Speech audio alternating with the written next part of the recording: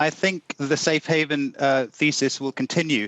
I mean, essentially, the big themes driving stock markets today are almost all technology themes. Themes like cloud computing, 5G, artificial intelligence, software-defined everything, the future of work. You know, COVID-19 has made us think about the future of work, collaborative tools and things like that, Internet of Things and so on. There are some big macro themes, geopolitics with U.S. Trade wars between the U.S. and China.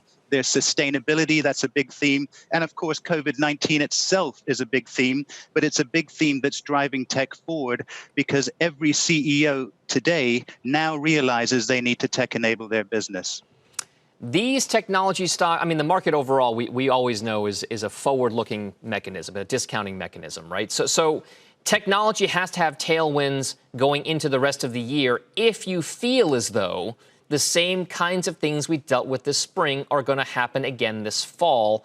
What exactly is the outlook for technology, given the idea that perhaps we could see a different trajectory upward for the virus come this fall and winter?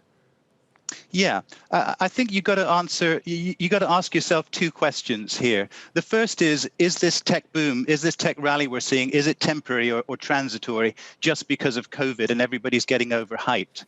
And I think the answer to that question is no, because work habits are unlikely to change. CEOs are likely to tech enable their businesses further. And COVID has shown that that technology really solves some of the work issues that COVID has thrown up with social distancing and so on.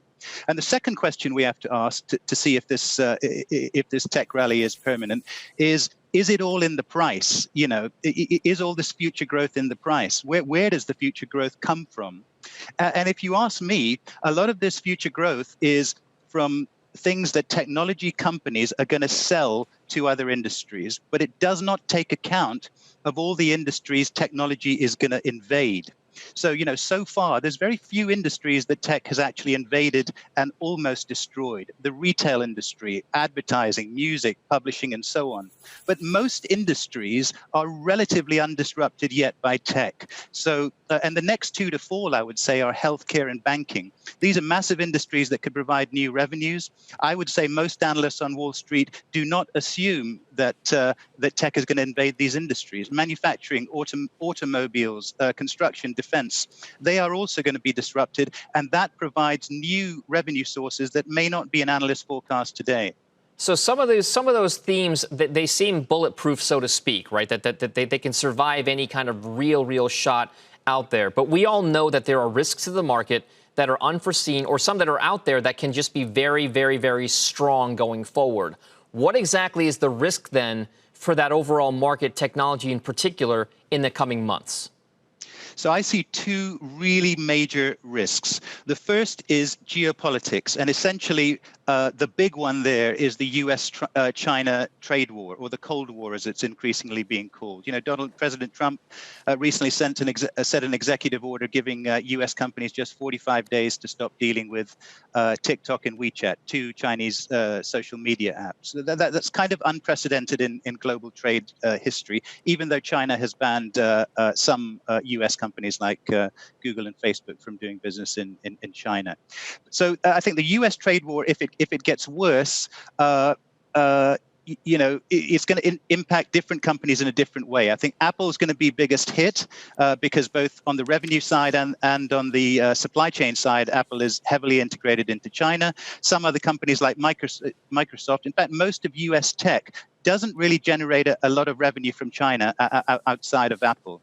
On the Chinese side, I think there could be some big hits because you know, if the U.S. market is closed to Chinese tech, analysts are going to have to downgrade some earnings.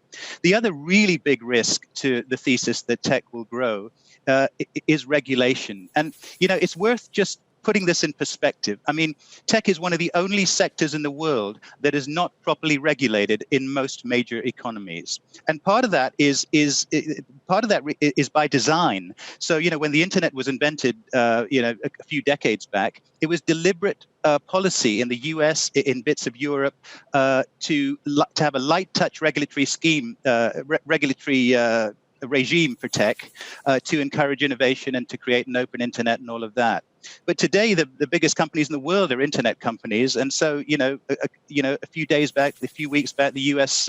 Congressional hearings involving Google, Apple, Amazon, Facebook, that could result in a new wave of regulation, and it's not just regulation, say in the traditional sense of antitrust. We see 10 areas of regulation. So data privacy, data security, antitrust, of course, tax avoidance, misinformation, obstruction of justice, and so on. So I think, and again, different companies will get hit by this wave of regulation, depending on which one's great. But we see the biggest one, the biggest risk to social media companies in the US.